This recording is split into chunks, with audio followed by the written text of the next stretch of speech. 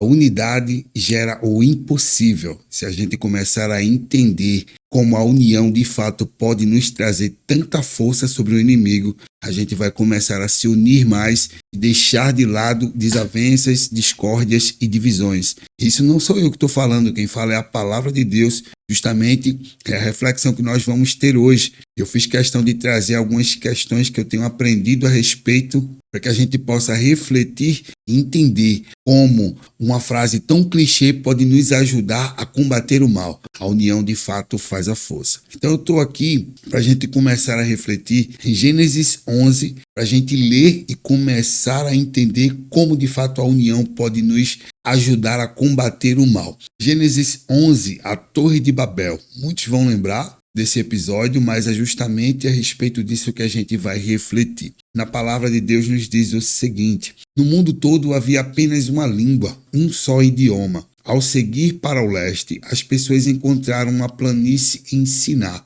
e ali se estabeleceram. Disseram umas às outras: venham, vamos fazer tijolos e queimá-los bem. Os tijolos serviram de pedras para ele e betume serviu de argamassa. Depois disseram: venham, vamos construir para nós uma cidade com uma torre que alcança os céus. Assim, nosso nome ficará famoso e não seremos espalhados por toda a terra. O Senhor desceu para ver a cidade e a torre que as pessoas estavam construindo. O Senhor disse: se, como um só povo que fala a mesma língua, começaram a fazer isso, nada do que planejam fazer será impossível para eles. Isso é o próprio Deus quem está falando. Então eu vou repetir: se, como um só povo que fala a mesma língua, começaram a fazer isso, nada do que planejam fazer será impossível para eles. Venham, desçamos e confundamos a língua que falam, para que não entendam mais o que dizer uns aos outros. Assim o Senhor os espalhou dali por toda a terra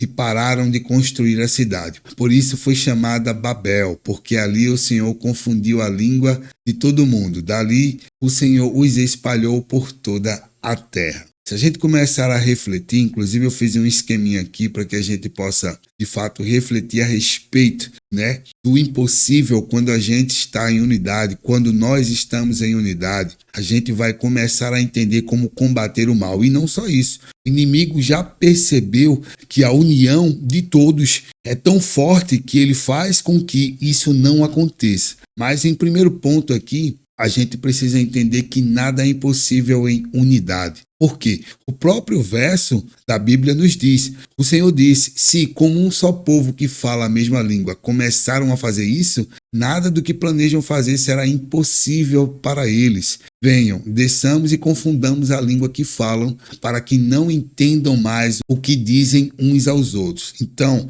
se o próprio Deus precisou parar o processo daquele povo que estava tentando ser famoso, porque o que eles queriam não era glorificar o nome de Deus.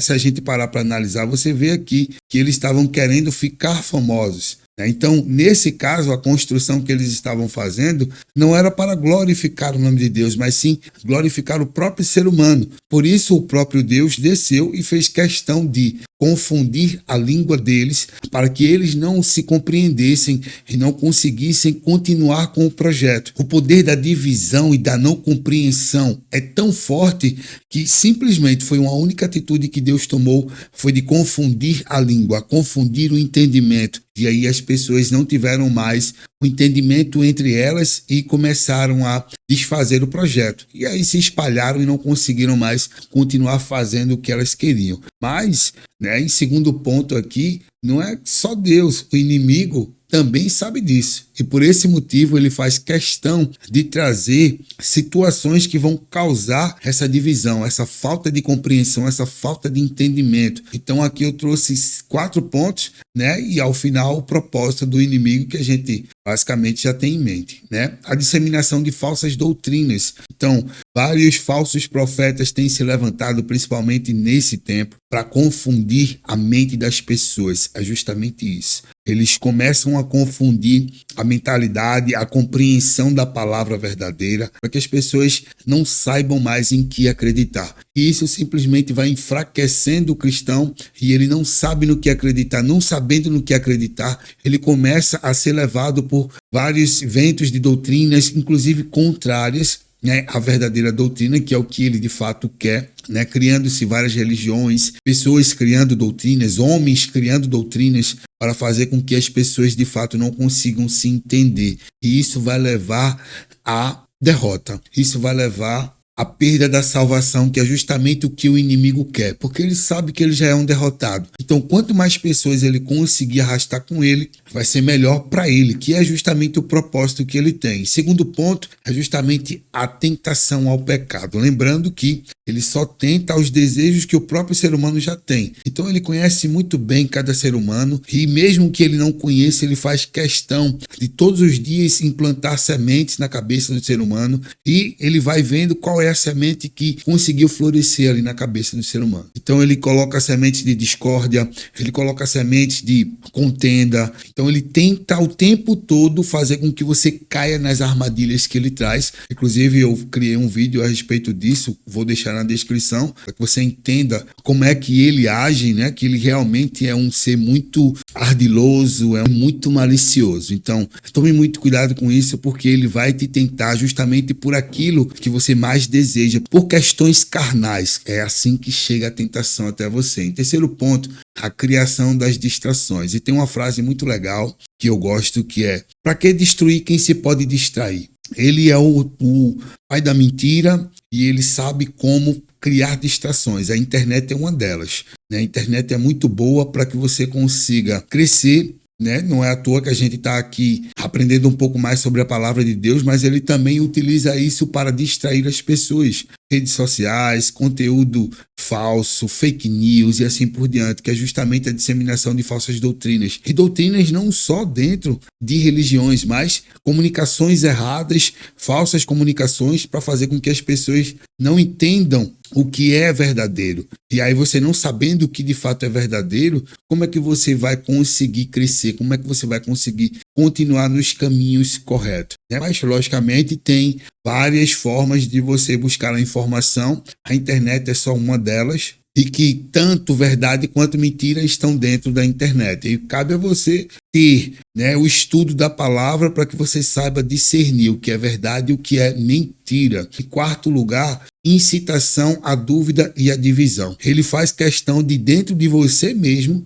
causar a dúvida para que você não saiba o que de fato fazer. E essa dúvida, se você parar para analisar e começar a estudar a palavra a fundo, você vai ver que Deus está o tempo todo contigo, dizendo que não temas. Continua, eu estou contigo. E o inimigo sabe disso, por isso que ele começa a causar dúvida dentro de você mesmo. Então é justamente a falta de compreensão que você tem consigo mesmo. Ele começa a confundir a tua mentalidade como se você não pudesse, você não fosse capaz. Então ele vai lançando diversas sementinhas para fazer com que você paralise. E a dúvida nada mais é do que isso. É você de fato não entender o que você precisa fazer por talvez não estar tão alicerçado, tão enraizado na palavra, e aí isso começa a te causar dúvida, né? E você fica paralisado. E também a divisão, que é justamente o que a gente já falou, a contenda, a briga entre pessoas, e você começa a separar a falta de unidade, que é o que ele quer, falta de união, a falta de comunhão faz com que as pessoas comecem a se dividir e perde a força. E se nós entendermos que unidos vamos combater o mal de forma mais eficiente, mais eficaz, a gente começa a ganhar território, começa a ganhar pessoas para o reino de Deus. E ele sabe que isso é perigoso. Por isso que ele trabalha muito forte na divisão, na falta de compreensão, na falta de união entre as pessoas. Que é isso que vai ajudá-lo a continuar espalhando o mal, né? Que o propósito do inimigo é justamente buscar afastar as pessoas de Deus e impedir que cumpram o propósito divino para as suas vidas, com todas essas questões e várias outras que a gente acabou de ver aqui, né? Que ele, como uma pessoa muito ardilosa, muito maliciosa, sabe muito bem e tem uma paciência absurda para fazer com que você caia nas armadilhas. Não você, não só você, mas eu e qualquer outra pessoa. Se a gente não estiver o tempo todo alicerçado na palavra, em comunhão com Deus, em unidade com os irmãos, vamos cair. Por isso que a própria palavra diz: andar dois é melhor do que um, porque um só é muito mais fácil de derrotar do que dois, certo? Enquanto um está caindo, o outro está ali apoiando, segurando, levantando para que possam continuar caminhando, né? E essa informação de dois é melhor do que um, na realidade, é a união de todos. Se todos nós nos unirmos, a gente vai ver que fica muito mais fácil de enfrentar toda a investida do mal. E em terceiro ponto, é como combater o mal. Uma das questões a gente já sabe que é justamente a união, mas aí eu tenho aqui 5 coisas que são extremamente importantes. Fortalecer a fé, né? Através da fé você busca Deus em oração, estudar a Bíblia, estudar a palavra. Você tem o entendimento da palavra, vai fazer com que você consiga entender o que é verdade e o que é mentira. E aí a disseminação